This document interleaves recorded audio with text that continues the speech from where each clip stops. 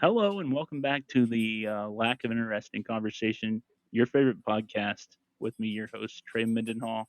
I want to thank you for joining me. And if this is your first time, welcome. Go ahead and check out our previous episodes anywhere you get your podcasts. And you can, if you're watching the video version here, but if you're listening, you can also go to YouTube and check out the video version of the podcast on the YouTube. Just search up the podcast, and we got all the episodes there that are on video. But as today, we're going to the movies to review the Odyssey, which just came out. The Odyssey is a Christopher Nolan movie. Uh, this is the first ever movie filmed officially entirely in IMAX, which is something Christopher Nolan's kind of been working up to since his first venture with IMAX back in 2008 with The Dark Knight and his Batman trilogy. And I got a few guests with me today, a few of my buddies here. In the top uh, corner on my one, I got Landon, um, Mike, and John. You guys Hey, can say hi. Howdy. howdy. G'day. um, Good it's day, mate. Yep. I was able to rope them all into doing this against their will. But I No. appreciate That ain't true. Not true. yeah, it's not true. We are I honored to do be here. appreciate them Yes. joining me, but I guess Landon, you would tell the audience a little bit about yourself. Yeah, so my name's Landon Beall, spelled Beall because my ancestors couldn't spell. Like the Um, store too. like the store, actually. I get that quite a bit now. I didn't used to until they went national. Um, but yeah, so I am a geek, a nerd. I live in Johnson City, Tennessee.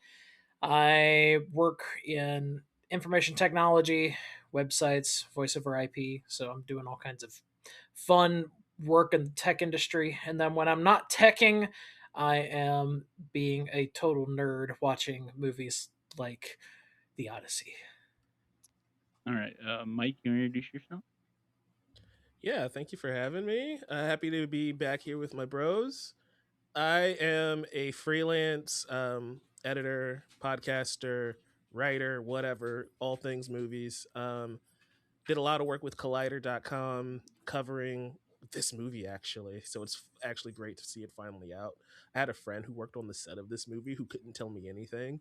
And now they won't Gee, shut up. So if you guys want any details on what's going on with this movie, I'd be happy to dive into it. But yeah, live streaming like 3 times a week over on Twitch and TikTok and YouTube at Lava Cinephile if you want to check those out. all right, John. Yeah, I'm a retail associate. By day and by night, I'm watching movies. I'm a movie holic cinephile.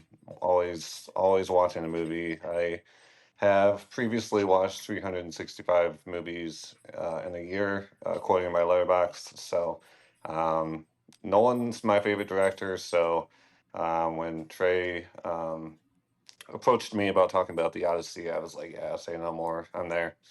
Let's go." And if you couldn't tell, a big Michigan fan. Oh yeah, I now live in New Mexico, but I did live in Michigan for like 23 years. So, um, yeah, I still root for the Wolverines. Champs, basketball champs. hmm That's true, especially with the AD getting ready to step down at the end of the year. Yeah, we're a little bit of a hot mess sometimes, for sure. But you hmm know, always support the maize of blue. All right, well, we're getting ready to talk about the Odyssey. Nolan actually began to work on this movie in early 2000, around uh, early 2004, after his Oscar wins for Best Picture and Best Director for Oppenheimer, with talks for with Matt Damon getting ready to star in this movie, which was set to go into production with early 2025, which it did. Uh, Filming started on February 25th of last year and went all the way to August 5th. Uh, then, which I guess the big deal ended up being about this movie. This was the first ever movie to be ever filmed completely in IMAX. And if you know anything about IMAX cameras, they are extremely loud and kind of like a pesting, like annoyance. Like if you would have like a fly flying around your head, the like all day or something like that. They're just really loud. And Nolan kind of challenged the uh, makers of these cameras to build like a box to put these cameras in to kind of quiet the noise so to be able to film the more intimate dialogue scenes, which they were unable to film because the cameras were so loud. Um, then right around the 1 year out mark, a teaser was released, and the also uh, tickets for the 70 millimeter IMAX um, showings of the Odyssey, which is Nolan's preferred way you see it to see this movie. But there's only like I think what 25, 22 theaters in the entire world that has 70 millimeter IMAX screens, I believe, something like that. Do you guys know for sure how many? The exact amount I can fact check that for you if you want. Okay, I do think it's crazy that these tickets went on sale a full year in advance and sold out within minutes. Like, I still can't believe that happened. I agree, and Yeah, that I was assume I'll be available a year from now. I'm sure. And they're still sold out, which I've actually started to wonder myself, like, are they going to extend the run just for the people who want to see it in 70 millimeter?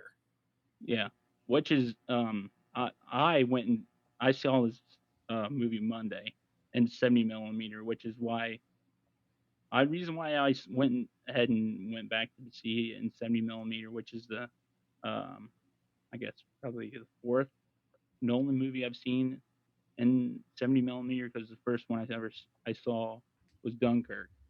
Was because all the IMAX um, screenings around me, especially there was just no good seats left, and I didn't want to be looking up in the neck breaker seats watching it in IMAX.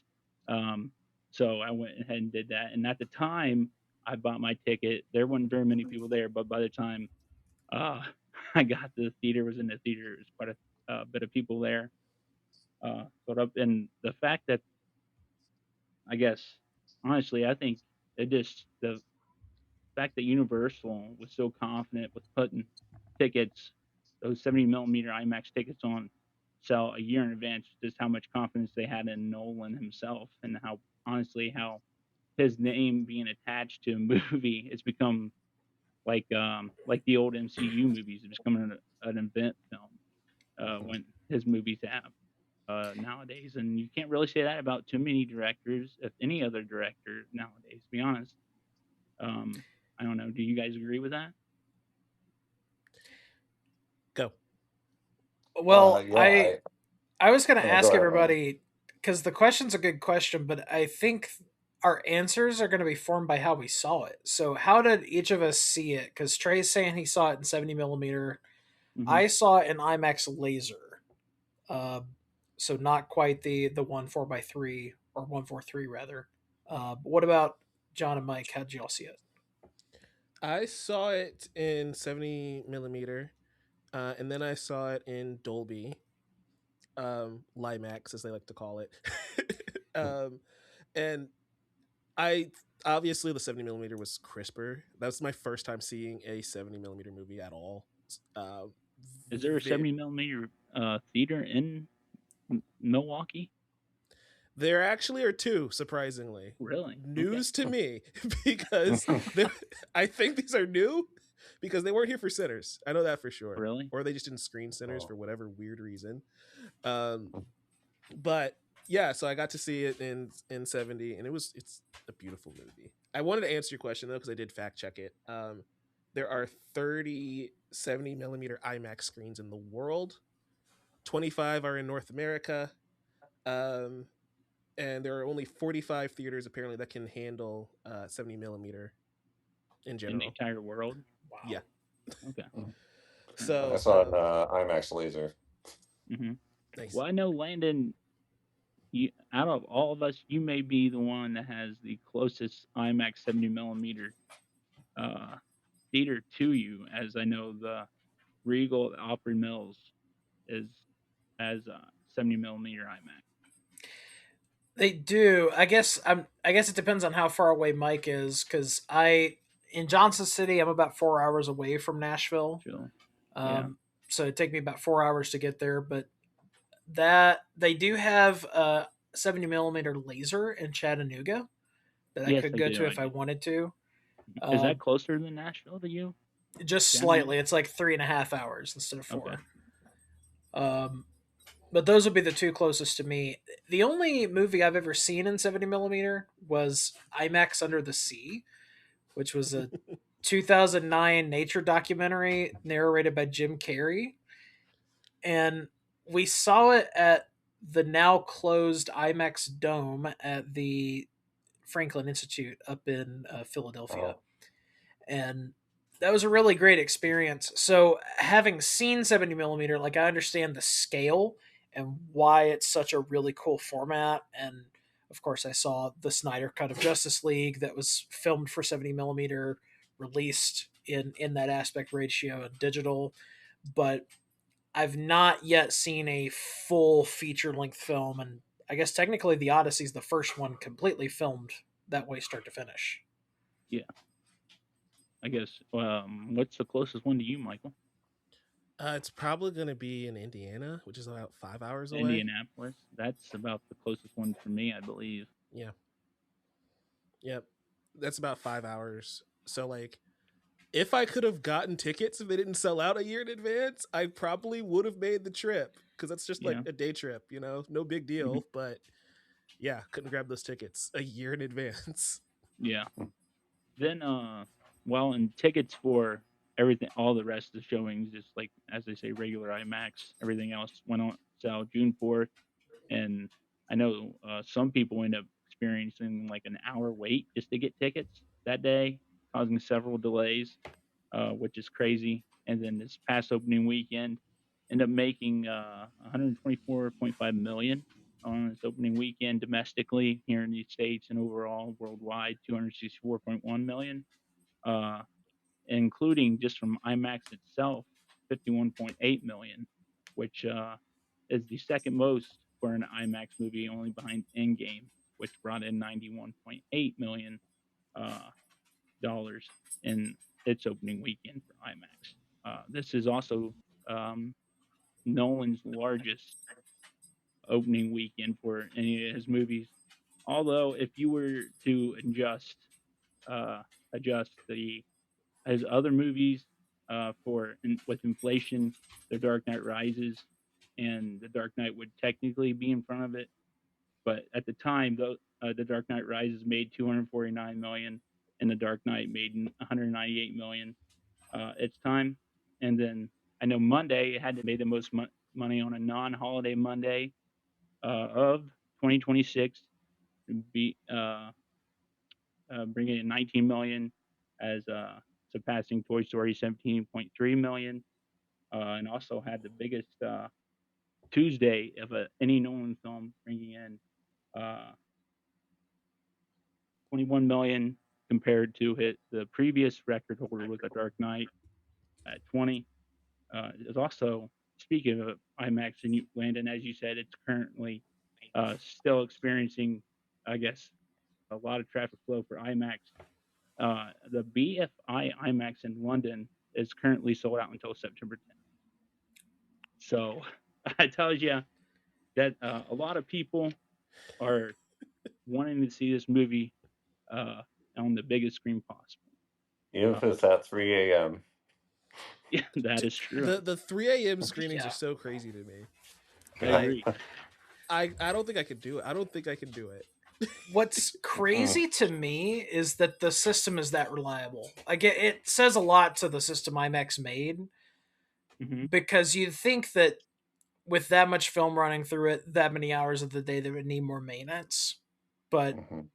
the odd part of it is most of these projectors that are still in deployment, uh, I read were like they're decades old at this point, most of them, and Yeah, so I read something. Someone said they were like made like 50 years ago or something like that. I don't know how reliable. Yeah, they're old. They're old, man.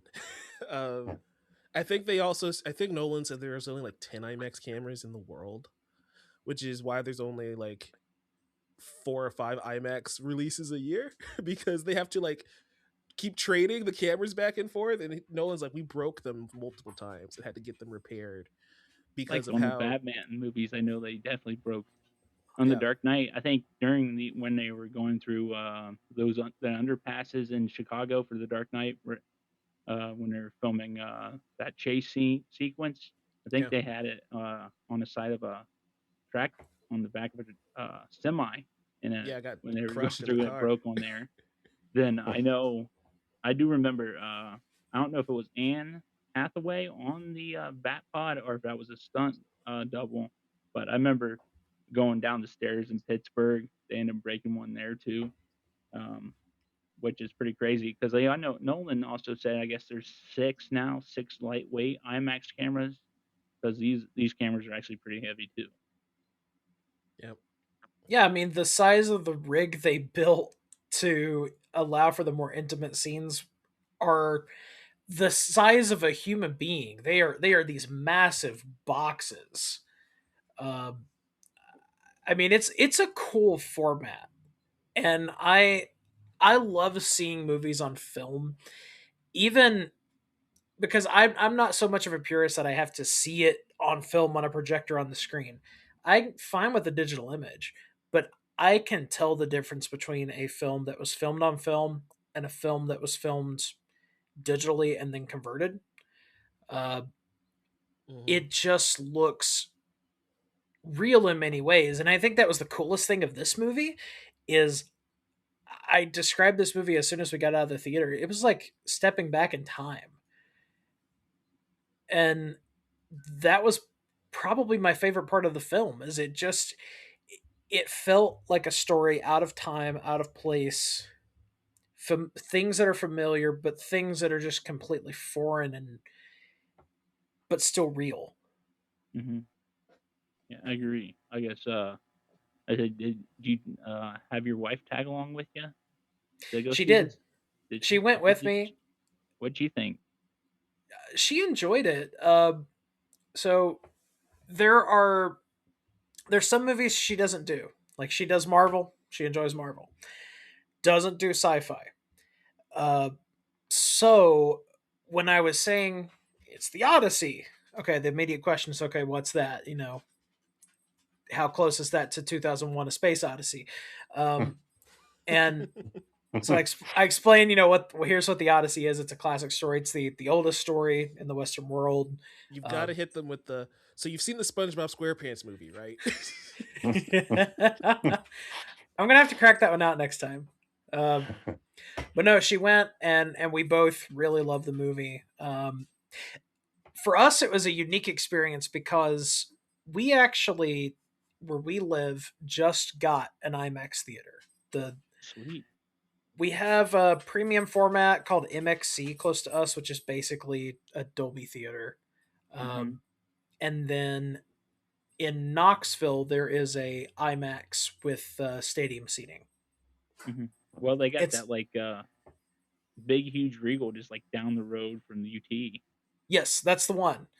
And so that theater it's just stadium seating. It's IMAX laser. That's where I saw Doom Part Two. Hmm. But uh, the theater near us, it's 30 minutes from my house now, and Sweet. so we can just be over there to see an IMAX movie. It's recliner seating, food trays in front of you. I mean, it's the works. But we actually went opening night on a Thursday night of the opening night of the IMAX theater. They opened this new theater with the Odyssey.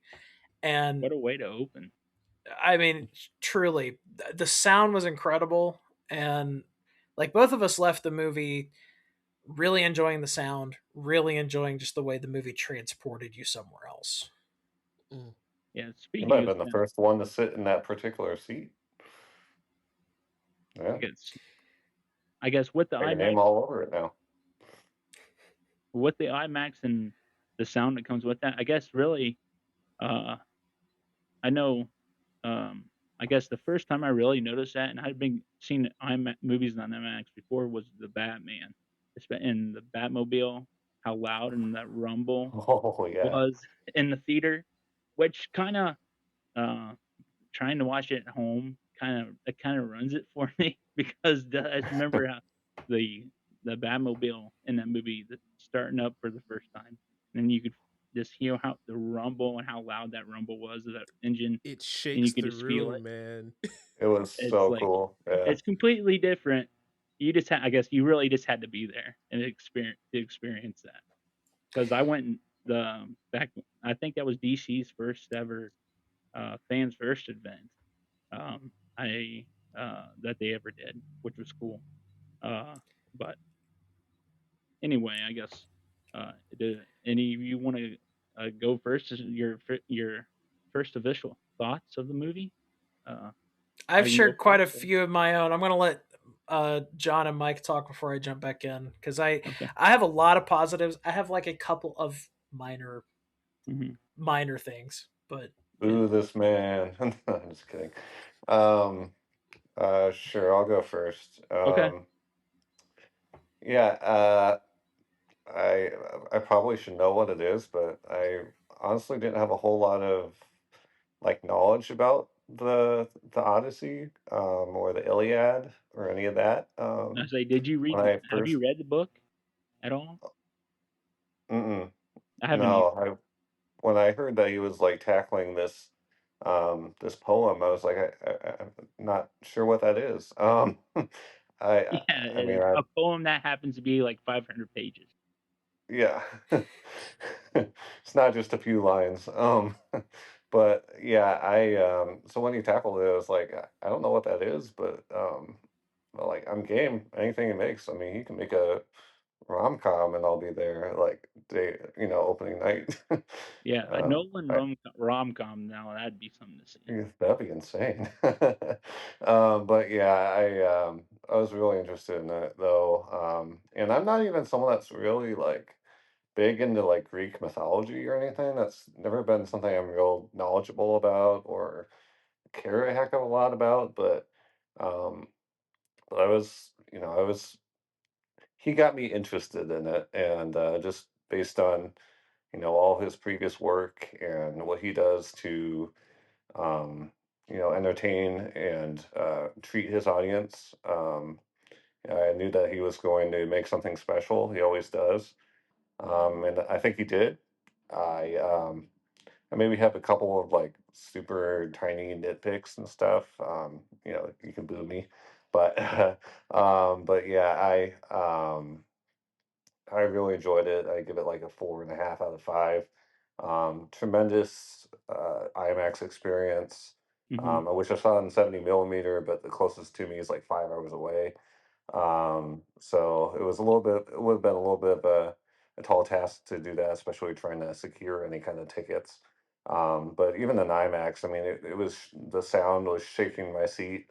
You could see so much, in frame, and it was awesome. So I thought it was a good emotional journey in addition to some really like memorable sequences. And yeah, I don't know if it's my favorite Nolan film. Probably it's not because like um, my buddies know I'm an Interstellar stan. So, but yeah, I mean, he just doesn't miss. And yeah, it's a great movie, and I'm really happy that it has made as much as it has, especially with the what I feel like is manufactured um, like controversy and stuff. Yeah. I'm glad that it kind of shut those people up a little bit. So Yeah, I agree, and we can, I guess, where this fits into everyone's rankings, we can talk about that later if you guys want to, but, um, anybody Mike, do you wanna go next, or I can go next? Yeah, I can jump in. Okay.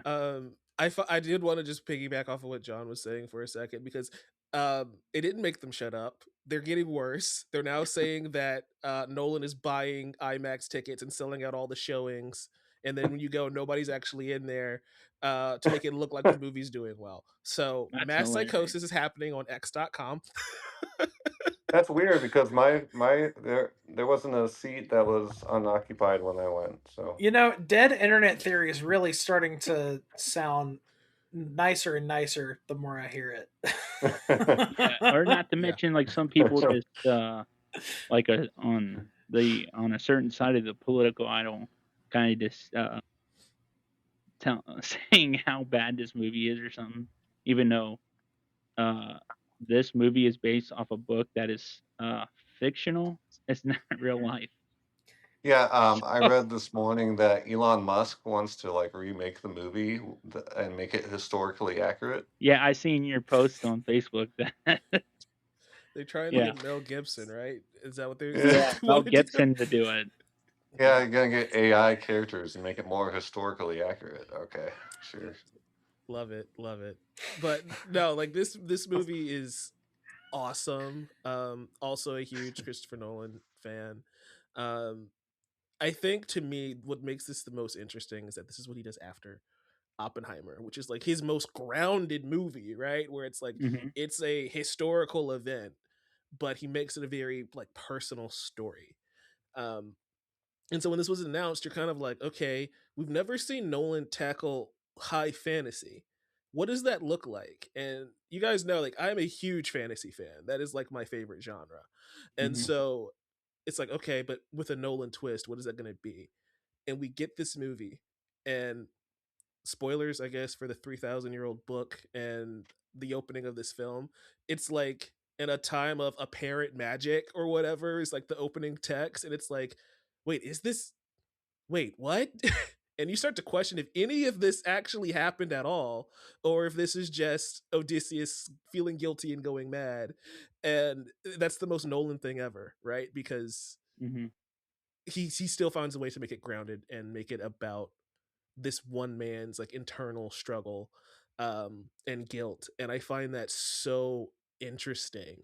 When the Odyssey, if you've read it or if you've seen other adaptations, like I think a lot of people expected this to be like Percy Jackson, where it's like we're gonna see all these gods and we're gonna see all these monsters and it's gonna be epic, and it's still epic, it's still as grand a scale as you can get, but it's still at the end of the day about the human condition and the downfall of civilization. And that's the most Nolan thing ever. So like I loved this movie. It still has some of the things that I don't like in a Nolan film. Like his female characters are kind of just not the strongest. They don't get a ton of screen time in this one. I can't fault it. It's the Odyssey. It's kind of just about Odysseus and his crew. So like that's not a huge issue.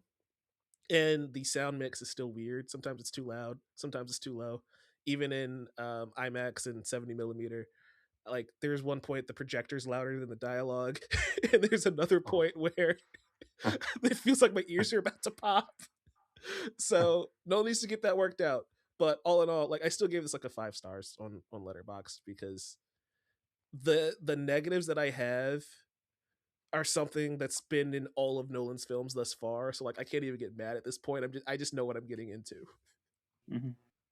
I was just gonna add, just on that, sound mixing didn't bother me. I was shocked by that because as much as I like him, and I like the movie Tenet, like even watching that at home, like there's still lines where I'm like, I need subtitles. I still can't understand, even on like home video. Like, so it's crazy. But So yeah, let's. you're hitting on one of my nitpicks on the movie, because I have a lot of positives too. Hmm. But one of my nitpicks is that Nolan movies in general have this problem with sound. This is one of the few that he's made that I didn't feel that way with at all. Like I heard him like, wow, this is just mind blowing sound. Mm-hmm. My concern is when it hits video and streaming, is it going to translate into I can't hear anything even with my surround sound system? Because that's what the Dark Knight trilogy is. You have to crank up your sound system to be able to hear it. I can't hear Batman Begins for the life of me, dude. It makes me so mad. It's his worst from a sound standpoint, and which is weird because it's my favorite of his three Batman films. Um, Really? but the sound mix in that movie's terrible. Um, Probably his best is Inception. I really love the sound mix Inception.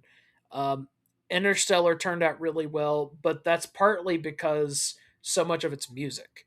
Uh, Mhm. Mhm. there's not not as not much dialogue in that movie.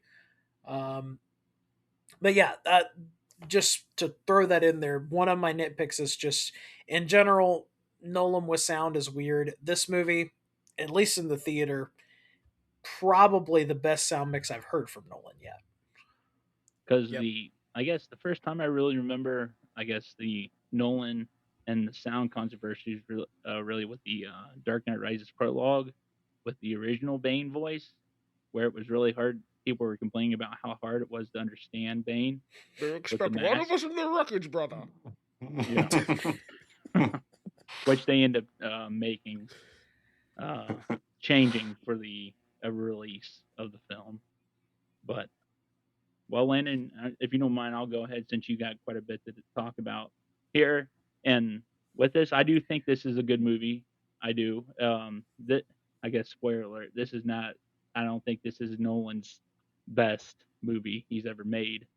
But I get really. I guess what I kind of talked about. Well, not what I talked about. Really, what I took from the understanding of what this movie is about is basically the what happens when you break the golden rule. Basically, straight out of Luke 6:31, Matthew 7:20, and talk about back in Leviticus 2. Basically, treat people like you want to be treated, and the consequences of breaking that law, as it's called, is called Zeus's law in the Odyssey. But um, it is the whole grand scheme of things, and Odysseus is like his pride, like like at the when once they leave the cave. Spoiler. And after uh, the Cyclops eats a couple men, they go in that cave. Then once they escape, he just goes ahead and shoots an arrow back at the um, Cyclops, and didn't realize the consequences of him doing that. Uh, but also, I guess with this, the grand scale and stuff like that, and the fact that this is pretty much a lot. Most of this movie's practical effects. He brought all these sets and stuff were built, which is just on and just the like the ships and all that stuff. It's kind of mind blowing, and also it just made me think about and have a respect for our ancestors coming over here to the uh, to America and like dealing with the roughness of the water and not having the luxury of the technology that we have today uh, when it comes to travel and stuff like that and how hard and how long it took to reach uh, certain destinations and stuff like that. Uh, I definitely think, I guess, towards the end of the movie when Matt Damon's Odysseus is wearing his like Jedi Knight cloak, I think he'd make a great Jedi Knight if Lucasfilms ever wants to hire him as to play in be a Jedi Knight in a Star Wars movie. But I guess, and also with Tom Holland, this was the first time I've seen him really in a movie outside of Spider-Man. Uh, so he kind of honestly kind of impressed me, but also he kind of, and for me, it's kind of hard to not see him as Peter Parker because he's been Peter Parker for a decade now in this movie. But like Mike said, I think probably Anne Hathaway's Penelope probably was the woman that had the most screen time in this film, and I guess I felt like most of the time she was just kind of upset and crying all the time, pretty much in this movie. Although I guess um, she did have a reason to be upset. I mean, I can imagine how it would be, say your spouse is gone for 20 years, stuff like that, and then you have all these people, all these uh, men vying for her attention, trying to over overtake the throne there. But but I guess overall, I guess also overall, kind of think like after you know with the I guess with like the giants that Odysseus and his crew face and stuff like that, and kind of like the harshness of this world. it kind of made me think. I was like, was this the what the days were like when Noah was on the earth? Like, is this the way the world was then? You know what I mean? Um, just I guess I would recommend you go see this, but I guess that's kind of overruling my thoughts about it. I'm not as good as putting my thoughts together and stuff like this as the rest of these guys. But that were my thoughts. Anyway, Landon, you go ahead and take over. Ooh, okay, I better take a deep breath. Um, I can't overstate how much I really liked this movie. Because my favorite Nolan films are probably Interstellar and Oppenheimer. Um, both of those films are incredible for completely different reasons. I also really like Inception. It's a good film. It's a really good film. But um, this film is in the vein of those movies in that he's still using this incredible world building that he's able to do with his films. But I think Nolan's specialty is just being able to transport you somewhere else. Hmm. That's what great movies do. And this one is probably even better than what I think is his better movies. I think this one transports you someplace that you've never been before. And I read a children's abridged version of the Odyssey when I was a kid. So I've read the story in one form, not a more pure form. Although technically there isn't an English language original. Every translation in English is a translation. So um, I've known the story for a long time. When they announced he was going to do it, I thought he would take a kind of piggybacking off of what Mike said. I thought he would actually take this more of grounded approach that he took, because to me the interesting thing about stories like the Odyssey is that, like, I think in our modern day, people think of ancient peoples as, yeah, they were backward, they were dumb, they were this or that. But ancient peoples were just peoples like today. They just didn't have the same technology, the same medicine, the same resources. They didn't have the internet.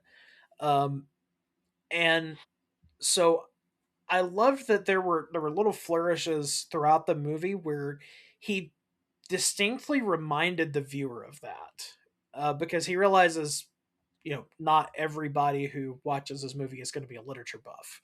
Not everyone's going to have read the original story. So there's little things he changes and tweaks here and there, probably for the better, because the original is so weird in some places. Um, but throughout the movie, I get the vibe that I'm watching real history, with like those little flourishes that people put in a story when they go on a trip and they go backpacking and they're like, yeah, we saw this bear. I mean, it was probably like 50 yards away and not like 5 feet away the way they're telling the story. Um, that's kind of how the story is. It's like these fantastical things are happening the whole time, and I love near the end when they show what actually happened when they sacked Troy and they behead the statue. Um, that's really what started this whole thing. Is he desecrated the gods? They got angry, and that's really the inciting incident of the whole story. Is he he played around? He found out, uh, you might say. Um, but the casting is really good. Matt Damon was a good choice to play Odysseus. There's a lot of people you could have got to play that role, I think, because it's not a role we see very much in modern storytelling. Um, but he handles it well. Just his mannerisms and the way that he carries himself um, helps tell the grief that he's going through really well. Alternate title of this movie could have been Matt Damon Goes to Hell, um, because well, he does, literally, and metaphorically. And uh, the other thing I came away from this movie with was I always forget until I'm reintroduced how absolutely vile the Greek gods were. um, because your reaction to, oh man, my degenerate one-eyed son just got his eyeball whacked out because he ate a bunch of men, I should kill the rest of the men. If that's your reaction to that, there's probably something wrong with you. Yeah. uh, or ooh, a man has washed up on my shore, I'm going to keep him here forever by feeding him this lotus flower. uh, or ooh, some travelers, I'll turn them into pigs. um, they craziness. um, The but Greek the gods movie's are very crazy, but I do want to go back, like the non-linear storytelling, right? You realize, like, oh, this started before. This started in Troy. So some of this was part of Poseidon being pissed about the Cyclops, but the rest of it's like, maybe you had it coming the entire time, dude. We didn't know it. it happened as soon as the Trojan horse was dragged into the city, and as soon as they beheaded the statue. Like Yeah. that's what started this. And so Spoilers, chat. I'm sorry. I know. That's okay. But also, speaking of when the ending where they show up exactly what happened in Troy, how they end up kind of tying Zendaya's character into that, I thought that honestly, I thought that worked really well. I really liked how they paid that off. Mhm. Yes. So I had um a question for you guys, if you don't mind. Sorry, Landon. I didn't know if you had something else you you're wanted to add right quick. you're good Uh, because we're gonna cover it, I promise. okay. So I initially got a different read of that scene than I guess the majority of social media, because my read was the way that they cut it. We're just watching the manifestation of them cutting the statue's head off and like killing Athena essentially.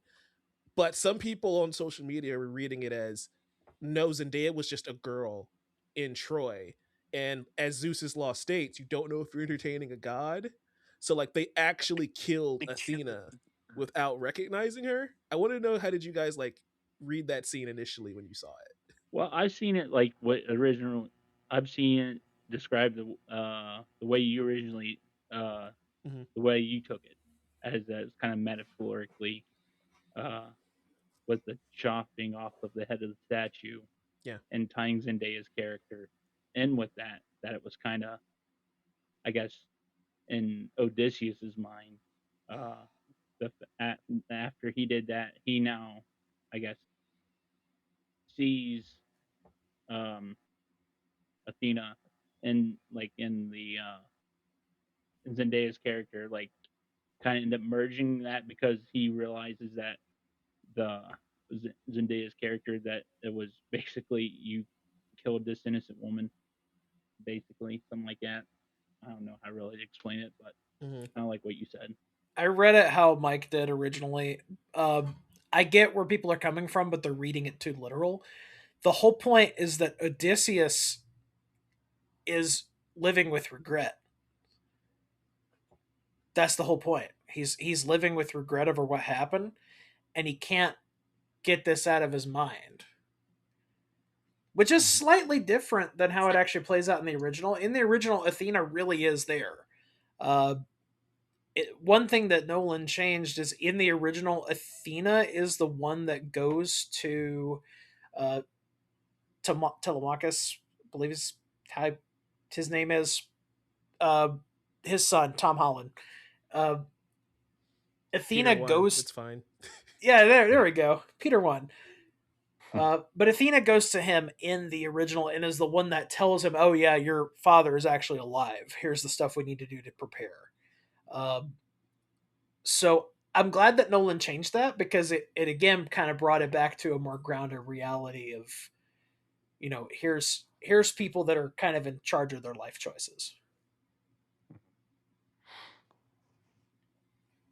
I guess I forgot to ask Mike. Did you have you read the book? I have actually, yeah. So I can join Landon and bring some background that they changed, because Odysseus doesn't feel guilt really in the original book, it's just like I got lost. And they just play it straight up is I got lost, I got cursed by the gods because I messed with the Cyclops. In this movie, it very much is like he was avoiding what returning home because he broke Zeus's law. Um, and that's kind of the theme throughout the entire film is that we haven't even talked about like Robert Pattinson's character Antinius, right? And he's doing exactly what um Odysseus did. So like he's going to this castle, he's eating all the food in the name of Zeus's law, and he's trying to get with Penelope, and it's awful, and it's an abuse of power. And this is exactly what, even after Troy, this is exactly what Odysseus is doing to the Cyclops, where it's like he makes himself at home, he takes his cheese, and then he plans to steal his sheep in the name of Zeus's law, and then blinds the guy. And so throughout the entire film, he's kind of like a hypocrite, where it's like he's upholding this very strict moral code while breaking it at the same time. And when we get to the end, they're using this as like, hey, he feels regret, he feels sorrow because he sees how this is changing across all of humanity. Because we have Travis Scott for some reason singing the Yeah, song. like what he there was literally no need. No one could have got anybody to do what he did in this movie, and that would have worked just the same amount as the Travis Scott did. Which You know what I loved about his costume though is I didn't realize it was Travis Scott till I left the movie theater. He blended in so well because like Travis Scott in when he's rapping, pretty much dresses almost the same way. He wears sunglasses though, and so I didn't recognize his eyes. I saw his eyes. I'm like, okay. Like The Clark Kent glasses would fool me, guys, because as soon as you didn't have the shades, I didn't recognize it. It threw me off, but like I actually liked what his character was doing because you're sort of bringing it home to, again, reminding everybody that this is a different time and place, and we tell stories orally here. We don't write them down. Yeah. Um, So, but like this idea that Odysseus becomes this legend for what he did, the legend of Troy, the hero of Troy, right? By breaking Zeus's law. And that's the guilt and that's the pain that he's carrying throughout the entire movie is that, like, I'm being praised for doing this horrible thing. Oh my gosh. And I say all that to say, none of this happens in the original book. It's just a big old fantasy story. We go on an epic adventure. And Nolan decided to be Nolan and make you feel really sad and depressed a little bit about the adventure film you were in. Yeah, I only knew that was Travis Scott because I remember there was like a TV spot at one point that he was featured in, and everyone's like, "Oh, Travis Scott's in the Odyssey." So that's the only way I knew that that was him. But yeah, yeah, same here because if I didn't know, that's how I knew it was him. Because if yeah. I didn't, I wouldn't have thought twice about like I just been like, who's this, and just forgot about it.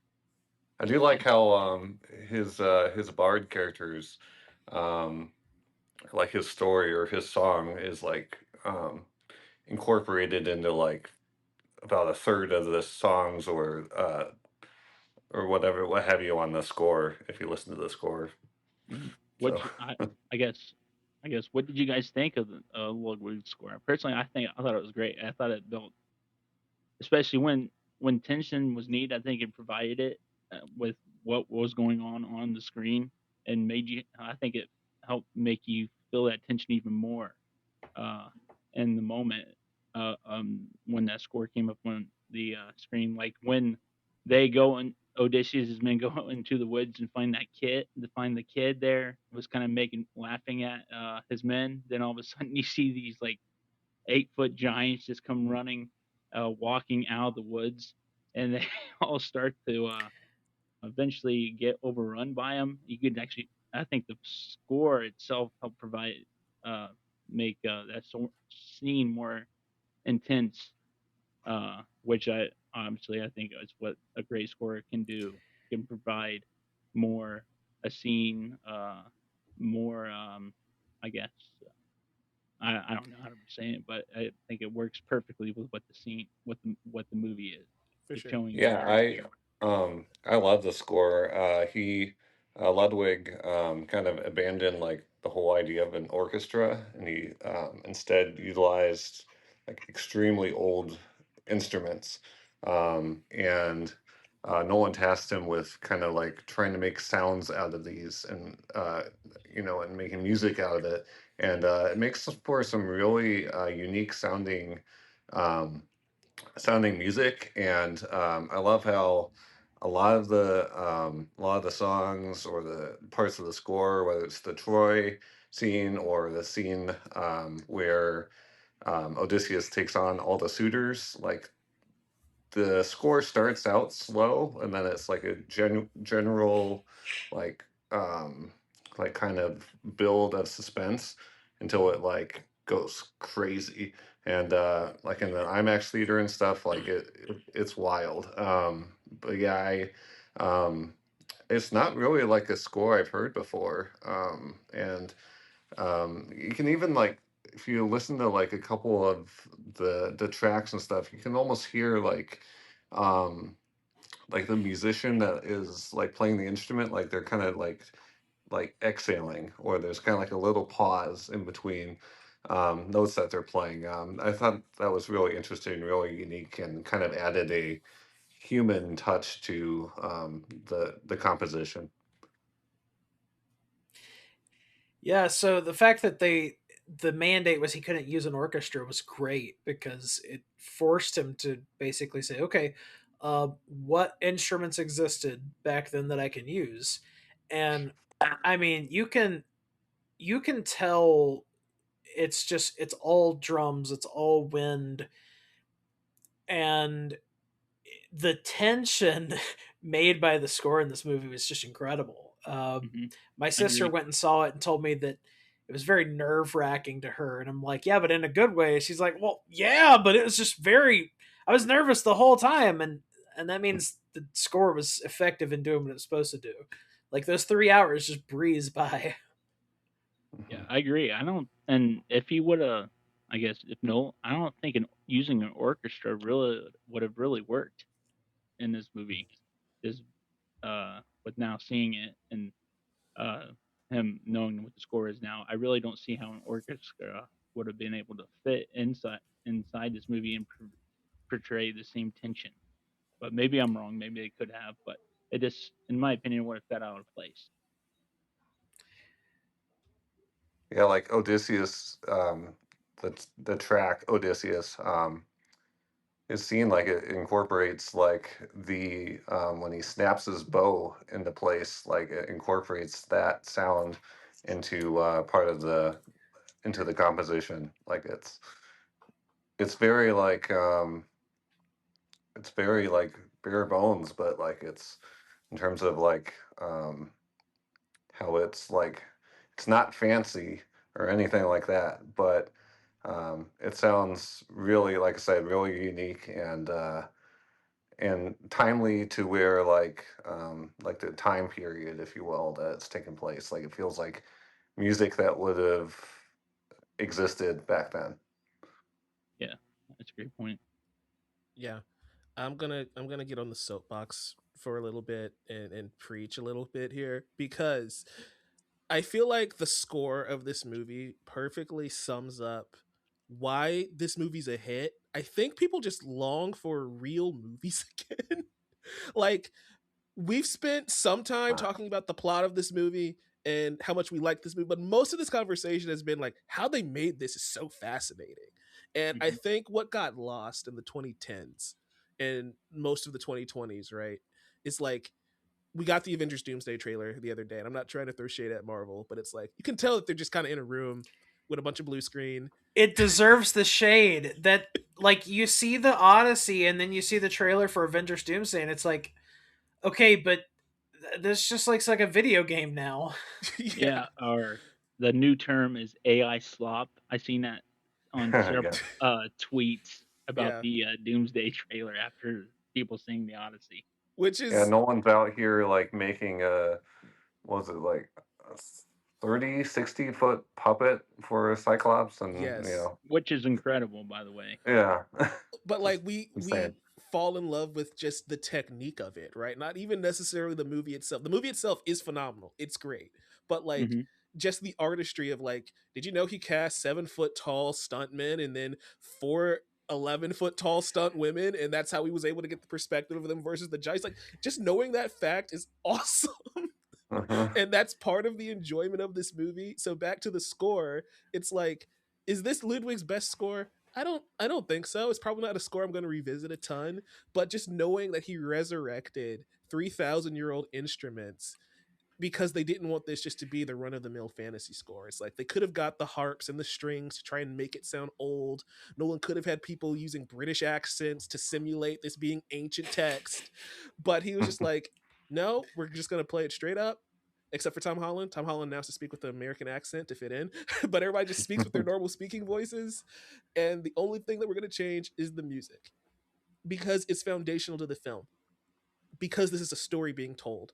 Think about this entire film is a song being sung by either Odysseus or Travis Scott. And so the music matching the era is because we're matching the vibe of the era. We are literally singing the song of the Odyssey the entire way through. And it's so genius that you have to sit back and say, man, Nolan is crazy for even pulling this off because no other director would do this. Yeah, I Do agree we with like the Travis Scott song in the credits?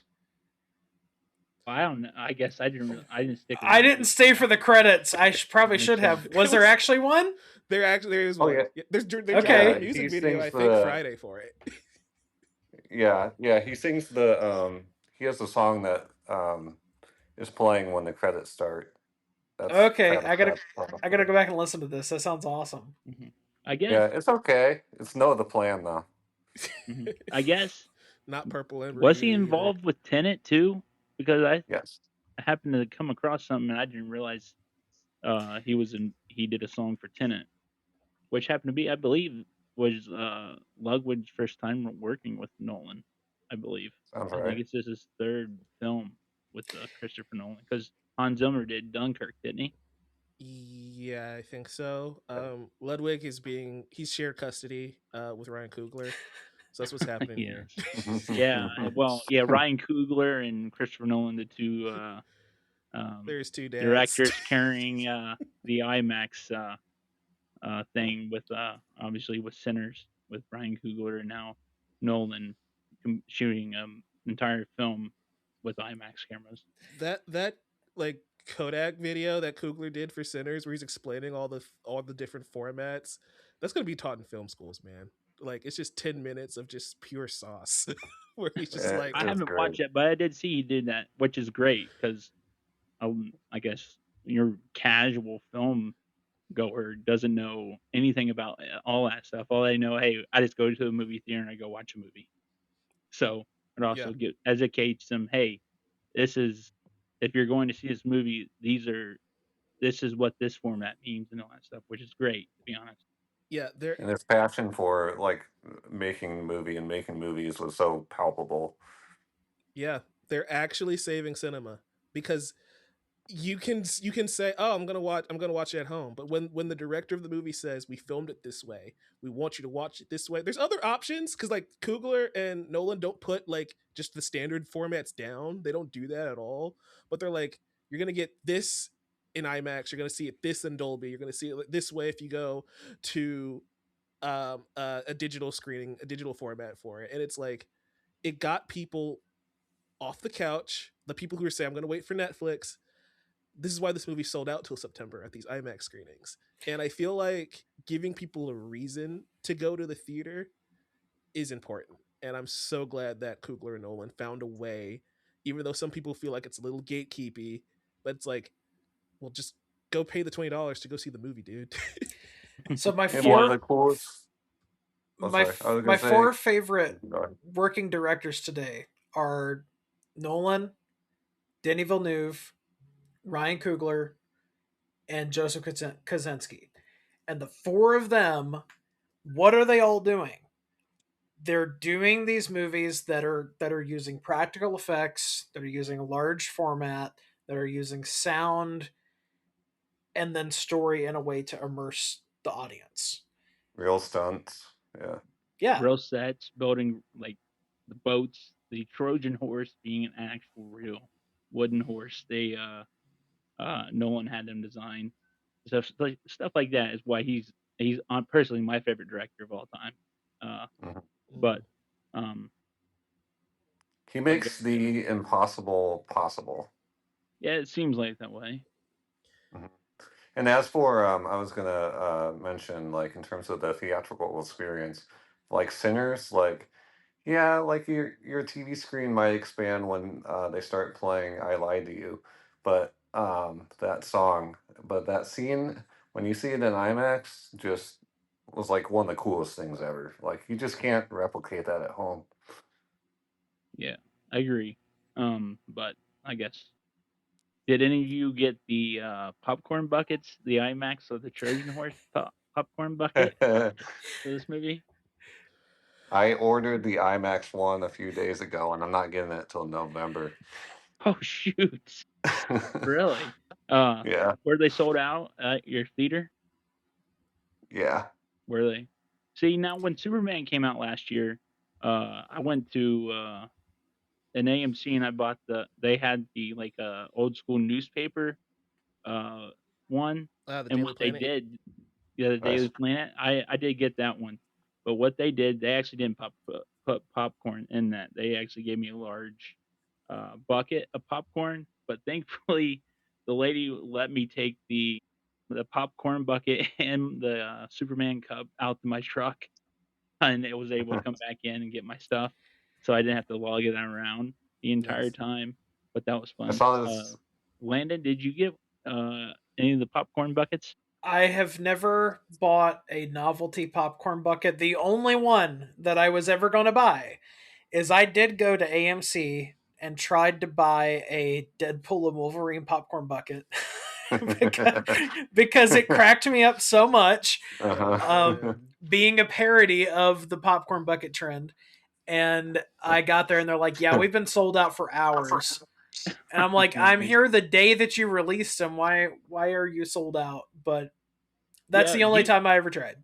I guess the thing is with them, I know when the Superman one, they just have like a merchandise stand, and with the Superman ones, they just put all that Superman stuff out um on that merchandise stand for people just to grab and buy. So, but I do remember when they first said the IMAX one, and I commented on your post, John. I said it was lame, but now I actually think it's kind of Oh cool yeah, personally. yeah. Actually kind of end up liking that one more than the Trojan Horse. Although I've seen Instagram video where people snuck their own snacks into the Trojan horse popcorn bucket. That's pretty funny. That's They're hilarious. breaking Zeus's law again. Did we learn nothing? Yeah, but I didn't get a bucket, but there was this one guy in the theater. He got the bucket before the movie, and as we were walking out, he was just like, "This is just a symbol of all that's wrong with the world. I don't know if I want this anymore." They It's did like, give joke's out on you, some. buddy. You spent $100 to come here today.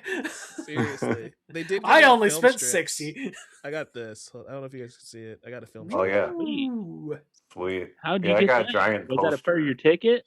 Yeah, this was with the 70mm tickets. Sweet. that's hot. What scene is that? I think this is technically scenes from the trailer. So Oh, we've got the Dark Knight himself, Agamemnon. Or a farmer. Seriously. Dang. that's cool. Yeah, I got a big IMAX poster when I went. So, Did you? Sweet. mhm. Is what is the IMAX poster? Is it like like the one I was gonna say, like the one, the 70 millimeter one I posted on TikTok? But Yeah, I posted it on my Instagram, but it's when Odysseus is fighting the big giants. oh yeah, yeah, never mind. That makes sense. Because the Yeah. 70 millimeter ones, like how I guess the normal theatrical poster, you got Odysseus, Matt Damon in that pose. That's Mhm. basically how it has the same pose he has on the 70 millimeter poster with the giants in the back. Mhm. So it didn't hit me until someone pointed it out on social media the other day. But I love how just Nolan puts little touches into things that just he didn't have to do. He just did it. So the teaser poster being the back of Agamemnon's head while he's walking into Hades, a scene that's not even in the movie, And because I just in my head was like, oh, of course they just use something that's not in the movie because they do this in marketing all the time. And it Yeah. didn't strike me that, oh, they filmed this on purpose for a poster, a scene that's not even in the movie, just so they have this epic poster shot. Mhm. I I love that, and you're right. The attention to detail. Because I'll give you another poster. The first poster we ever got is just the head of Athena, and we're like, Mhm. that's weird. That it's just this like porcelain statue head as the first look of the Odyssey. Weird. And then you watch like, oh my god, oh Defy my the gosh. gods. Mhm. Yeah, it's like this was the inciting incident of the whole thing. Whew. Yeah. And we Mhm. we had no idea. We just like, all right, that's just a head. I don't really get why this is our first look. Why isn't it Matt Damon? It's like, oh, And pretty much that poster pretty much sums up the entire movie. yep. Pretty much. Because Mhm. you just see flames. You just see like sparks and Mhm. flames in the head, and that's it. I also love how like every Nolan poster has flames in it. I mean, it has to be that way after Oppenheimer. It's just not going to be right if there's not going forward. Hmm. Yeah. The Oppenheimer poster in hindsight is so strange because why is Killian Murphy aura farming in front of the worst atrocity in human history? That's a great See, there was question. this movie named Barbie. I don't know if you've heard of it. Uh, uh, What's it about? Who's in it? well, John Cena. it has Ken in it. Oh, okay. I don't know if you've ever seen Ken. No, I'm not sure. Ken Jennings? No, just Ken. Oh, okay. Yeah. All The right. setup on that joke was incredible. 10 out of 10. We won't talk about the time I actually sang that song at karaoke. Oh, I'm yeah, just your Ken karaoke and bit, man. I'm enough. Adventure. Yeah, And I'm Too bad you great didn't at have a doing stuff. it's a great song. It's we such a need great song. video of that, man. Gosh, darn it. Uh, So, I have don't. you ever? Do you have any video of your karaoke adventures?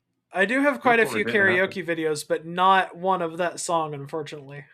Okay. Well, next time you're gonna have to. You go to karaoke. You're gonna have to sing that song and have someone record it. Okay, okay. We need I it. think I could arrange for that. Okay. Sounds good. All right. Um, I got a so, question. Oh, go ahead. go ahead, Trey. Go ahead. No, you can go ahead. Well, I was just gonna say, I haven't really talked about negatives. I think it's fair to just point them out. Um, like I've already mentioned, I'm a little bit skeptical of the sound and how that's gonna sound on home video. Home video. The way it sounded in the theater was incredible, but I'm just kind of afraid that they're not going to actually master it for home video. I hope I'm wrong. Um, the culture, the people wanting to make culture war problems with this movie was its own negative to me, not actually the content of the movie. So I will just be honest with you. Yes, I don't understand Will Yun Lee specifically because he's just like this random guy that shows up and we're not in Asia. And so that one character is like, okay, I want to know that guy's story. Like, he's probably got a really interesting story making it He's to the just really Mediterranean. big fan of sirens, man. I don't know what to tell you. Yeah, but listen, that doesn't take me out of the movie. It's just okay. This is different, but this is an old time and place. People out there on social media are making this out to be like, what this woke movie? We've got Yeah. Elliot Page and you've got all the wokeness, and I'm like, it's just a movie with actors that Lupita they hired to Nyong'o. do the role. Yeah. And I mean, Lupita and it's Nyong'o, fiction. between Elliot and Lupita, they probably have about 7 minutes of screen time combined in a 172-minute movie. The frustration people have with Lupita frustrates me because it doesn't make sense. She plays the characters plural very well, and it's a bit part anyways. Like, yes, her character technically was like the inciting incident of the whole thing in the original, but not in this version. In this version, the inciting incident is they chop the head off the statue. So the movie's starting from a different premise than some people want it to be, and I don't think most of the critics are being critical about it at all. I think they're just being cultural warriors. They read something on Wikipedia and now it's gospel. Yeah, like I highly doubt most of them have even read the Odyssey. So You can talk about it's not historically accurate. Why are there black people in this movie? And it's like, well, Matt Damon's not Greek. Complain about him. But they don't, because they don't care. It's all fake. I just want to point out though that Yeah. Landon's two issues with this movie is the sound quality, that he doesn't know if it's going to be good or bad. That's And right. a culture war that has nothing to do with Christopher Nolan. So perfect movie. It's On pretty good, well well darn a done. perfect movie. I mean, I give the thing 5 stars. It's fantastic, but sometimes the negative energy that people bring into something from the outside world follows you in. Yeah, like it does affect movies, how if you want to see a movie or not. Sometimes it drives people away from movies. Yeah. And luckily with this one it had no effect on it whatsoever. Right. Like there are movies where it affects me to the point where I just don't want to see it. Like I did not go see The Mandalorian and Grogu because Me either. I didn't either. people were just ransacking the movie online. They're like, "No, this is terrible." I'm like, "Well, okay, maybe I will wait till it comes out on digital." I think that's actually on Disney Plus now, I believe. No I hadn't offense to the fine checked. people who worked on The Mandalorian Grogu, but that might be the most direct to streaming movie I've ever seen in my life. That is That's the like, vibes that's I just got an from extended Disability. episode of the show. What are we doing, Is it? guys? Say Yeah. I can't even tell you the last time I watched that show. I kind of just got out of it, to be honest, after the first Yeah, I couple stopped episodes. after season 2. Yeah, same. Yeah.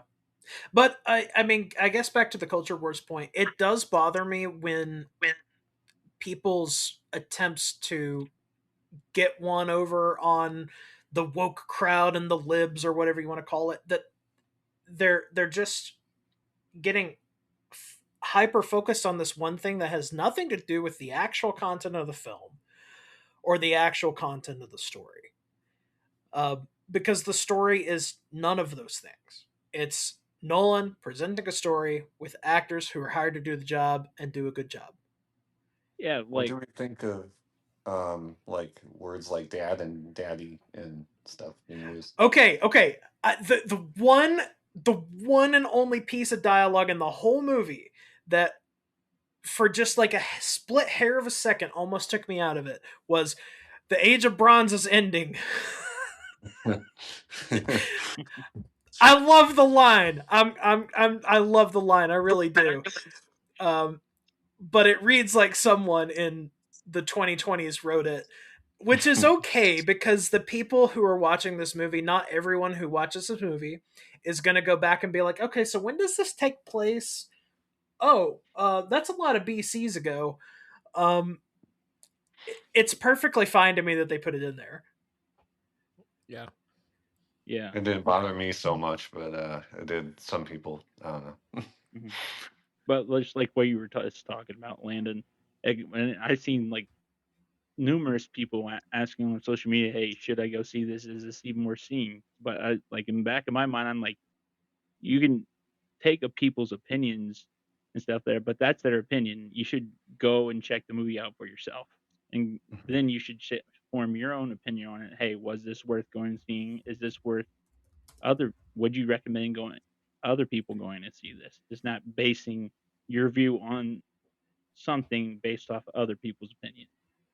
Gosh, I mean, to hear people talk about this movie online, you'd think it was Amelia Perez or something. I mean, it's people are just crazy when it comes to the internet, and they spout things and they say things regardless of whether or not it's true. And so yeah, it's frustrating to me because I love the art form of movies, and I love when good storytellers put in the work to make a really darn good story that's not trying to be preachy or trying to be something other than a story, and then people still want to ransack it online, and it frustrates me. Mhm. All right. Anyways, Yeah, the rant amount over. of like the amount of laugh emojis on any Facebook post involving the movie are just ridiculous. Yeah, and half of those are probably bots too. Yeah. They're Hmm. Lex's monkeys. Yeah, like I understand like the whole like it was the second the trailer was like the second most disliked movie trailer on all YouTube. Like that was proven false. So Yeah, but well, I guess personally, after the teaser, the first one, the first full length trailer, I didn't think personally, I didn't like it. I didn't think the trailer was good at all. mhm. But the movie itself ended up being a lot better than the trailer said Most displayed Nolan it to be. most Nolan teasers are mid, but that's kind Mhm. of what he wants. He doesn't want to give too much away, which is I can accept. Yeah, you don't want to give the whole movie away. Yeah, But there's a lot of big stuff in here that you never ever see in the trailers. Or if you mhm, do, you get like a super quick glimpse of like Cersei, you don't see her at all in the trailers. Which Cersei's such a big moment in this book too, right? So like I knew it was Mhm. coming, but the way it happened, dude, was just so like visceral and disturbing, and like Nolan needs to make a horror movie before it's all said and Oh, done. I need that He now. needs to Like lock yeah. in. Um, yeah, when I heard that's something that happens in the story, I was like, how is Nolan going to pull that off with practical effects? And he absolutely did. Oh my god. yep. Yeah. All right. Yeah. With Oppenheimer, his last movie in what was it, 13 Academy Awards, Oscars they was nominated for, won 7, including Best Director and Best Picture.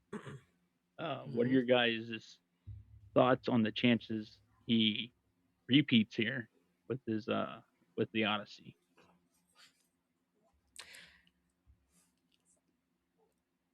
It it's a kind of a light film year, so I think there's a good shot that he's in the running.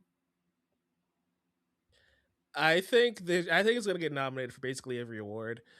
Will it win? I don't know because we have Dune Sweep round 3, baby, in December. Like But technical categories, Dune is going to be a huge competitor. yeah, Hmm. but like adapted screenplay, I'm sure this is gonna be like almost a lock. Director, considering how this is the first movie, as we've said many times, filmed entirely in IMAX and all the work it went into it, director might also kind of be a lock. I just don't know if Best Picture is a Hmm. lock. But I I think it's feel gonna get like nominated for just about all of them. yeah, I feel like Oppenheimer winning kind of hurts its chances. I don't know if they'll want to Do back to like back like that. yeah, back to back movies from him, but I mean, I definitely see it being nominated, and Hmm. I could see like Damon getting nominated. Although I have a feeling I'm calling that Tom Cruise is going to win for Digger. Um, but I could see um, I could even see John Leguizamo getting a nomination. Gosh, he was good in this movie. We didn't talk about him. He's great. Oh yeah, he Yeah. was one of my negatives. So he's great in this movie, but we introduced this man and he's just chucking puppies off a cliff. Oh yeah. And it's Yeah. like, and the That's rest of true. the Okay. movie, they're like, oh, he's blind and they're being mean to him. They're calling him a beggar. And it's like, but he was chucking puppies off a cliff. You want me to feel bad for this Yeah, no guy for doubt. real? Mike, I you know had me in the first when half. that Not gonna scene. lie, I was gonna. Okay, puppies. Yeah, okay. Yeah, when that scene came up in the theater, and when he threw that puppy off the cliff, you could hear an audible gasp in my theater when that happened. And I was kind of shocked. I couldn't believe it. And like, what? Because Nolan wanted you to know how bad it was. Because we start out with a wide shot, and we clearly see how high up we are. It's not like he was just throwing them off like 2 feet. We clearly see that is like a 60-foot drop at least. And then you just hear, Well, uh, poor there she goes. dogs. Poor dogs. Uh, Yeah, no, his character was great. I agree. So here's kind of the thing for me. Like at the last Academy Awards, I really, really, really badly wanted Sinners to win Best Picture, uh, Mhm. because Sinners is one. I didn't go in expecting one of the best movie experiences um, in years, but that film is incredible. What Coogler was able to tell that felt grounded, but also was a vampire movie. Such a crazy film. And so the Academy rejected that for Best Picture. And so knowing how the Academy tends to be, they're probably going to go for something more artsy for Best Picture. Mhm. They've tended to go that direction in recent years. What's Even more though, artsy than an adaptation of the longest running like fantasy story of all time? Though that's my question. I mean, yeah, you're not wrong. Because like it'll come down like right now it's Project Hail Mary and the Odyssey and Dune, which is what we're looking at like long term. There's probably going to be some indie films that pop up that like Oh, Digger I'm and sure. but Yeah. like of the known quantities so far, this probably is the most artsy of them that we're putting on the radar. So I'm like, I know they're not going to give it to Dune, even though Denny probably deserves a win. So it'll be interesting to see because I do want to play a devil's advocate though and say like it's the Odyssey. We saw what Lord of the Rings did. I do think this does still hit that like artsy note the Academy wants. I could even see, based on the cultural phenomenon it's become, I could even see Obsession sneaking in there, even though it's a horror movie. It's not going to win, but I could see it getting nominated.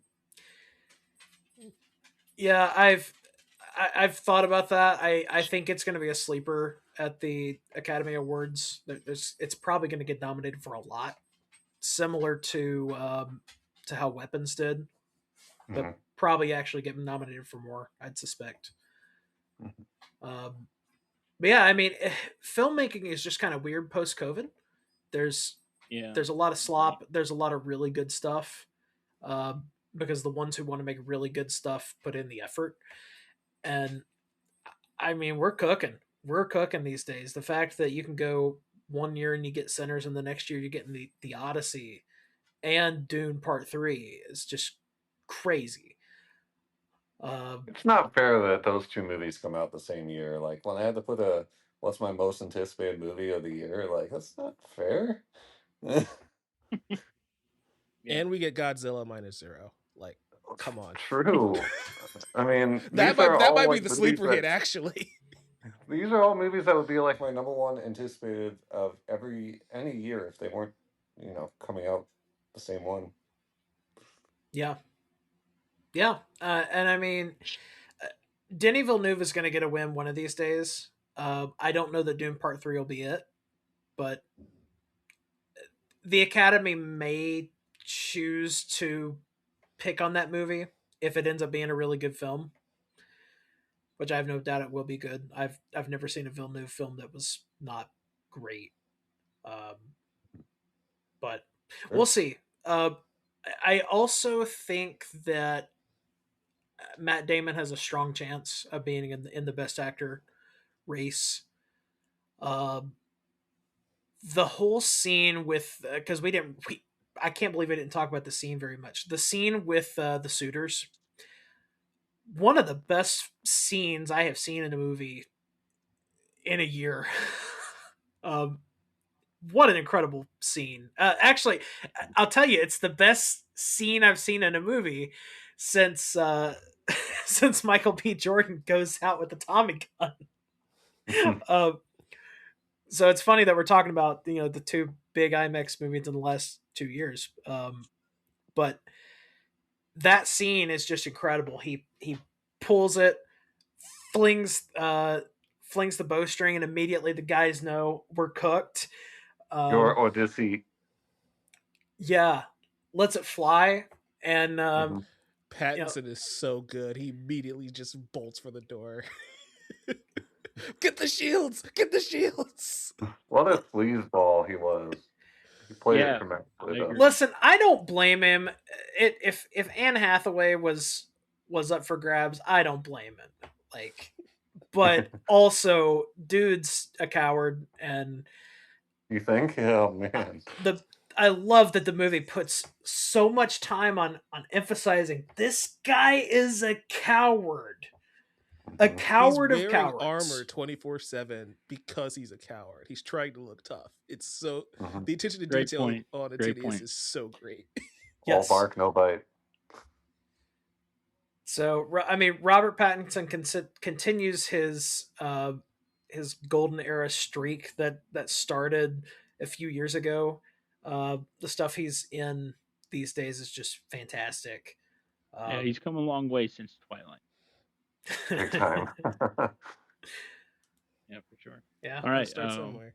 we're about to get Yeah, another Batman here in No, we're short not. order. So No, we're not. and like It's gonna get in No, it's delayed the 10 again. years from GTA now. 6 of movies, man. Come on, you know this.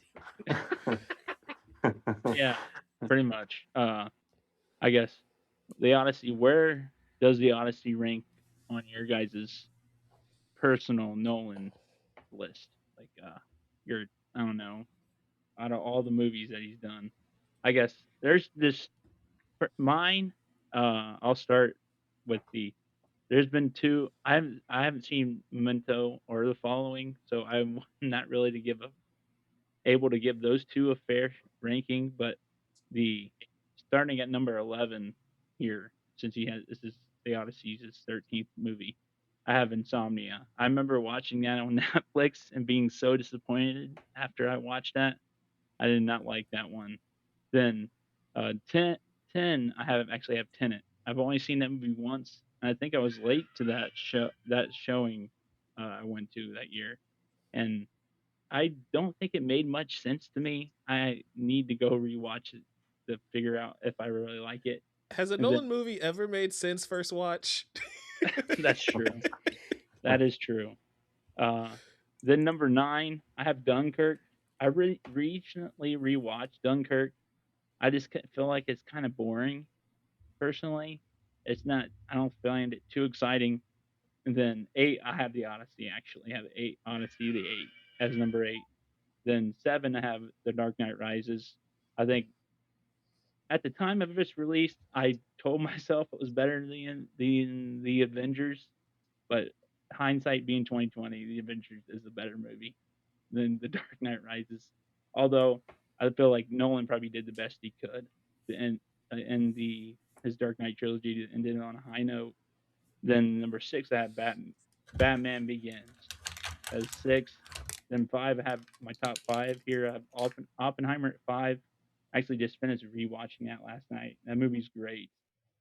I just and the way it ends with Oppenheimer and Einstein's conversation, just like putting a perfect bow on that movie. Then number 4, which I feel is his most underrated movie, which happens to be getting released in 70 millimeter in January, is The Prestige. I remember the first time. I think that movie was on TV when I first watched that, and I absolutely just loved that movie ever since I first watched it. I think the movie's great. I think Hugh Jackman is fantastic in that movie, and obviously continue Michael Caine's streak of being in Nolan movies uh, as early beginnings. And I guess I didn't realize at the time I watched it that Scarlett Johansson was in that movie. Um, and then number 3, you got Interstellar. I remember the first time I saw Interstellar, I did not like that movie at all.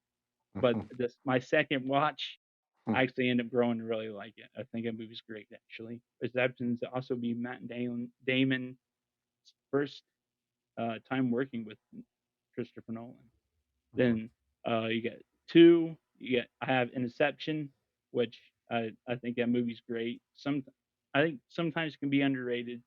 I just remember uh, the insane like height and stuff coming off of The Dark Knight with Christopher Nolan and Inception being his next release and knocking it out of the park. Because who else can make that much money off an idea of being going into a dream inside a dream inside a dream to steal an idea? And then number 1, The Dark Knight. That's my favorite comic book movie of all time. I mean, personally, I feel it's untouchable. I don't think any movie's going to ever top that for me. Uh, it just, I guess, it is what it is. Classic. Uh, I guess. Um, I guess, Mike. I know you were. I seen you getting ready to was pulling something up. I guess you can go next. Yeah, I was pulling up his filmography just so I can try and like collect my thoughts for this question.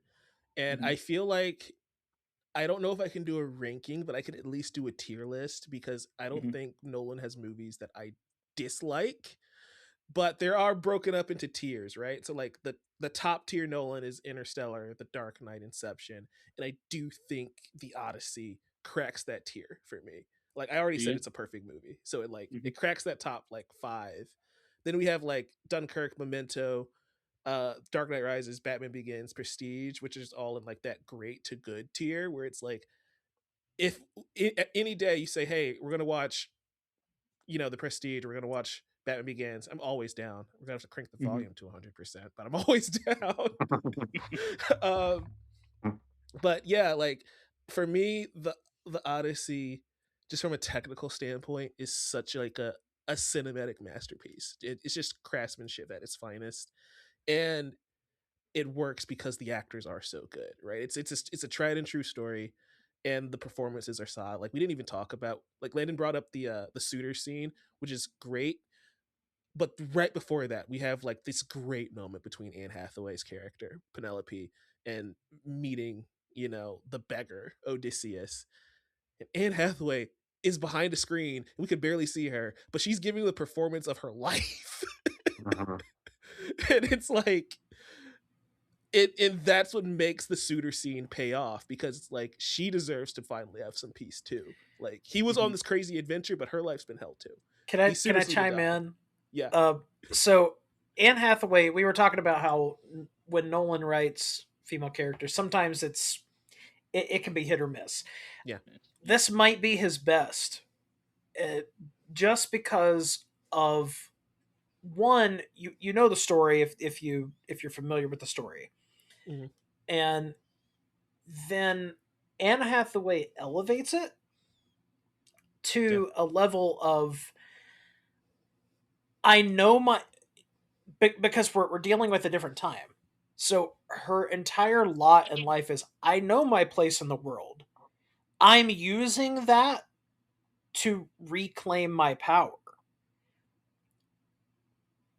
And with the sequence of events that lead up to that scene with the suitors, she's been biding time and biding time and biding time as much as she could. The film actually takes a slightly different trajectory of the original story, where the only reason she relents and says she's going to entertain a suitor now is because she knows Odysseus is coming back. Um, so I like that they give her that level of agency in the story that is not quite as present in the original.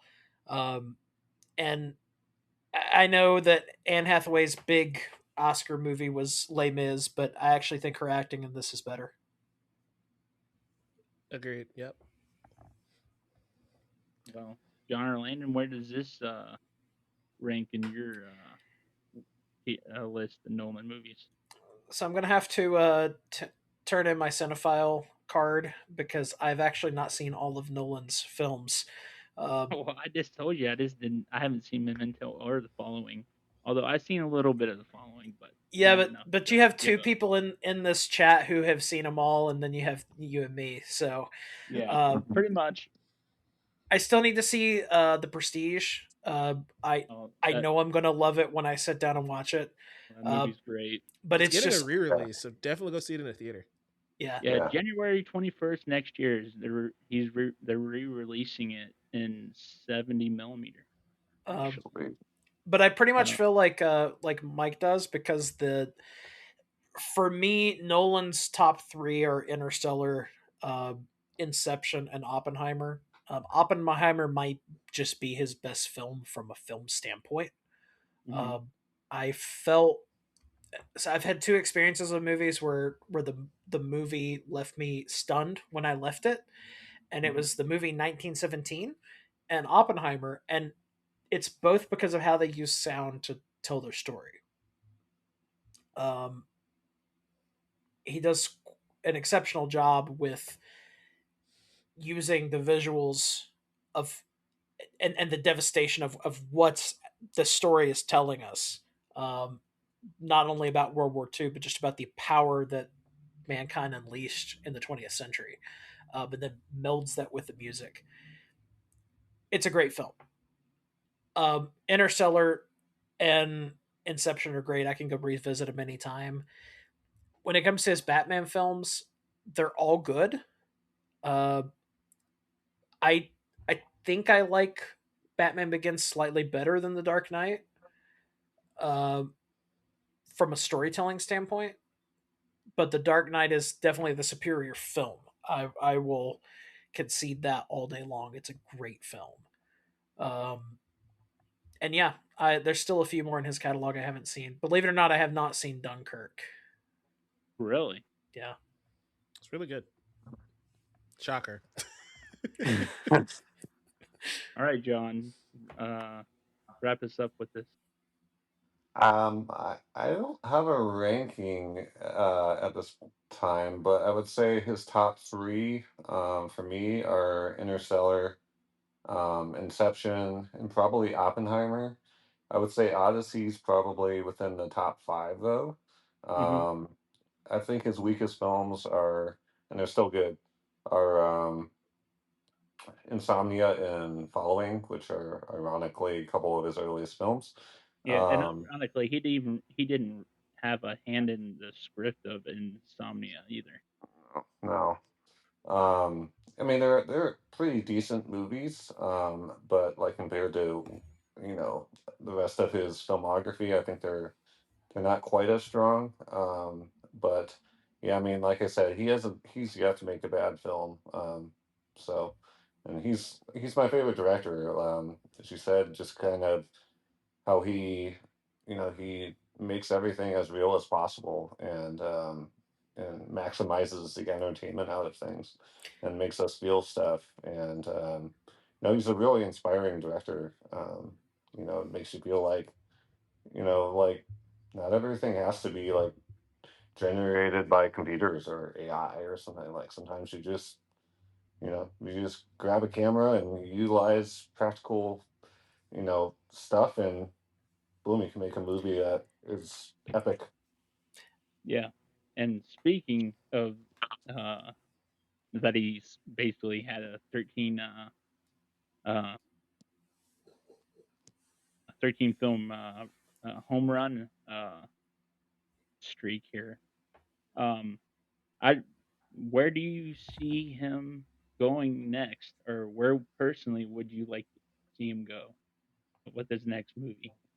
I guess personally, I feel like with his next movie and going forward, I don't see him shooting uh, on, I guess, regular 35 millimeter film. I think from going forward, since he achieved shooting the Odyssey entirely in IMAX, I'd be shocked if he doesn't film the rest of his movies and his directing career completely in IMAX. I mean, I know what I would prefer having seen this now, and that's a horror movie next.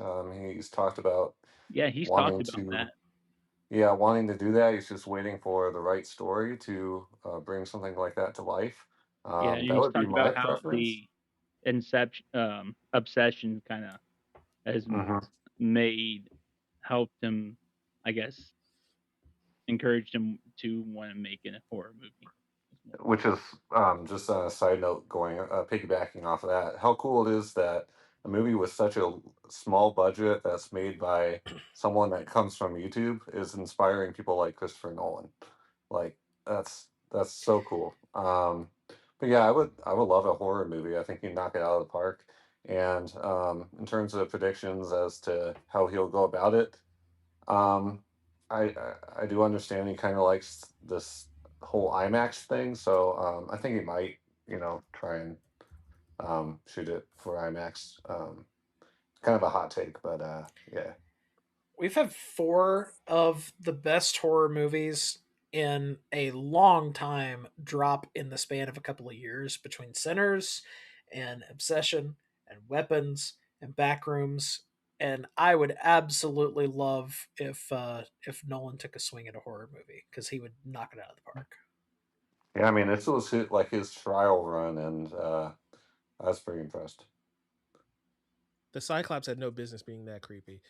Like Oh, he didn't have to go Golly. that direction, but he did. Same with Cersei. It's like you can tell he's got the itch. Just go for it, dude. Yeah. and can we talk about just real quick, like, I don't know, like, um, have you ever heard anything as loud as that howl? No, Cyclops howl? No. that shook the room, man. It was Oh uncomfortable. my gosh. Ear piercing, but real. It probably would be that loud if you were there. Yeah. I guess Mike, what would you prefer or like to see him do next? Well, to prevent us from talking about him doing a horror movie again, I say let's see. He already went to space. He went to Gotham already. He went to dreams. Jeez, what else can he do? um, my only critique is not necessarily an issue, but like this is a high fantasy story, and we didn't see the gods show up. I would like to see him take another swing at a fantasy story, and I want to see Christopher Nolan make a dragon. Just like go all the way in and Yeah. embrace the fantasy of it all. Like this was still a very like grounded take on the Odyssey. We don't see Poseidon, we don't see Hermes. The gods actually show up in the book more than Hmm. they do in this. It's just Athena. So like if Nolan wants to revisit fantasy in like 2 movies down the road, I would love to see him actually like embrace the source material and just go like this is what the gods look like in Nolan's vision. Hmm. Yeah. Like I know one of the rumors was the Odyssey. What his next one was like a gothic vampire uh movie, which personally I think that'd be kind of cool seeing as Nolan's take of the gothic era and dealing with vampires. But obviously, just coming off Sinners, you think he could do something as well as Kugler? He probably could, I would It imagine. would be But different. I'm open to it, but it would be different from Sinners. mhm, So that would be interesting to see. We also have like the werewolf movie coming out later this year from yeah, I was gonna say Eggers. Nosferatu. Yeah. So it's Nosferatu, Yeah. like yeah, him taking a stab at it. I'm open to it. I think that would be really fun. I want I want him to start challenging himself a little bit now, which is weird to say because it's like one of the craziest productions ever. But like yeah, we talked about thematically how similar this movie is to Oppenheimer, hmm, or how he struggles with female characters sometimes. Like if he made a female led story, for his next movie, just like get out of his comfort zone a little bit. Those are things I want to see from Nolan. He's got the technical stuff on lock, but I do want to hmm, see him just like challenge himself as a writer a little bit going forward. yeah. Yeah, I do I like guess, the idea of a female-led Nolan movie. That would be nice change of pace. yeah, I Yeah, guess, I what I like is if comic book movies are truly on gonna die as the tentpole genre it's been, they're never gonna go away. But if they're gonna stop being the main tentpoles, I really hope the future tentpole is just the Christopher Nolan franchise and the Ryan Coogler franchise. And we go yeah, to these movies because it's gonna be good because you saw the last one they did. Um, I hope more of that is in the future of movies. Mm-hmm. And for Nolan specifically, I mean, yeah, I agree. Horror would be great if he tackles it. Um, Someone else online was also saying a rom com would be fun from Christopher Nolan, but it that would would be interesting. because It I would be. like good rom coms. Rom-coms are I would, as a genre are great, but again, like romance in Nolan's movies are also not great. So it's like, oh, he's gonna struggle a little bit. That might be fun to see him try, but like Yeah, him I tackle name dropped relationships that not one his strong earlier, suit. but I name dropped that one earlier, but I was joking. So, yeah, I yeah, mean, I'd watch it. I think he can tackle anything he wants to. He is a more serious director, so anything he does is going to have a serious bent to it. Yeah. But we've never really seen his take on comedy, and we've not seen his take on horror, and so I'd be curious to see it. Hey, hmm, hey, you have and to have a sense of humor to have that Batman voice in 2 of your movies. Come on now. yeah, that's Where are true. the other drugs going? I'm not wearing hockey pads. I'm not wearing hockey.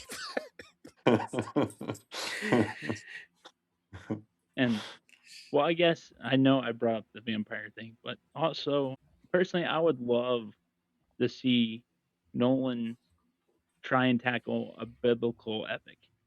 Like someone I seen a tweet, someone posted like a picture of a well with a boat in their mouth, like the story of Jonah, something like that. Like no Nolan's take on the story of Jonah, uh, and how that would kind of ties into the world today, and how basically it kind of foreshadows uh, Jesus' death, burial, and resurrection as well. Personally, but I guess there's just so many, I guess, juicy stories and stuff inside the Word of God that he could tackle. Like Mhm. you said, a female led uh, Nolan movie. He could do maybe like an Esther story or something like I that. was Like, literally about to say what would Nolan's version of Babylon look like?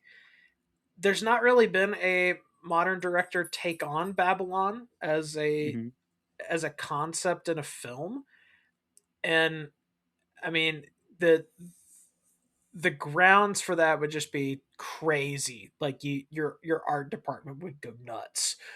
mm-hmm.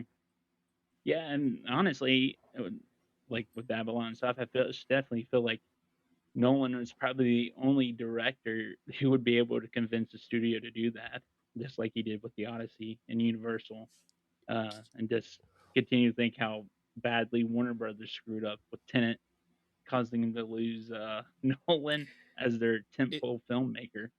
it's crazy, but like I think you just cracked both things here, right? Where it's like he can do a biblical epic because when was the last time we told the story of the Ten Commandments? Hmm. He could tackle the Ten Commandments. He could, I That would agree. be Yeah. actually crazy. That would be, Now that'd be. But I'm ever I so pers- slightly burnt out on Noah only because Darren Aronofsky's version was oh, that movie's so horrible. I was gonna say he could knock a Noah's Ark story out of the park, but he Darren could, Aronofsky's version.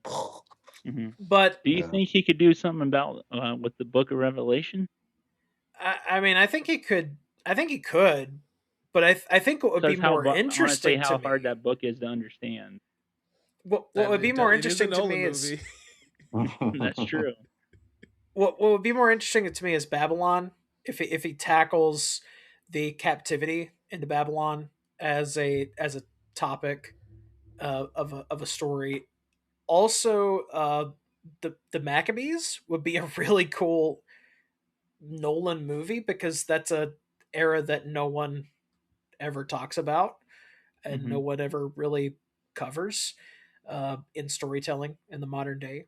So Or I you could do something like the Elijah, and um, when God he has God basically shoot fire down from the sky while he's mocking the other guy's God, saying like maybe they're asleep or something like that. That'd be pretty good. yeah, but like for Nolan to tackle a story, he's got to have something to say about it. Hmm. Because even when he goes experimental, like he did with Tenet, he Hmm. still wanted to tell this story about a loop. Hmm. Because Tenet it's a good movie, but it's not for everybody, and I agree with that's because it's being different. Um, it honestly, it coming out during the middle of the pandemic was probably the best thing for that movie. yeah, um, probably. in the long term, because now we remember it. But but like even in a movie like that where it's not Nolan at his strongest, he still has something that he wants to say, and Hmm. anything he tackles next is going to be topical in the same way. I'm confident of that. Hmm. Yeah, I agree. All right. Anybody else got anything else to say? Since we're talking about biblical epics and Nolan, I do think it's kind of crazy when you realize how old the Odyssey is as a story. Like the concept of this story is 3,000 years old. So in Matthew 7:12, when Jesus is saying, treat others as you'd want to be treated, there is a possibility that he is referencing Zeus's law. And he is actually like quoting the Odyssey because we know Jesus liked to speak in parables. And I just think that is crazy to think about. No, I mean, The crossover. I did a little bit of digging in it because I had the same thought when I left the theater, and because Dig in. I've done multiple deep dives into world religion in the past, and so I was like, okay, what's the origin of this? And really, the origin of it is pretty much every people group, when they dispersed throughout the world, kept this with them in some fashion. So he is talking about the not just the golden rule. He's talking about the oldest rule in the book. Everybody across the globe knows this. Mm-hmm. And so I think it's so fascinating that here we are still talking about it today because it's still so topical and relevant that Christopher Nolan made a whole dang movie about it. Yeah, I Yep. agree. Mhm. Well, all right. Well, we've rambled on for about 2 hours, so this was fun. For sure, we'll have to do this again another time. Maybe we'll talk about something else next time. Maybe another movie. I don't know. But I want to thank you boys for joining me on the podcast, and we will actually talk to you next time on the Lack of Interesting Conversations.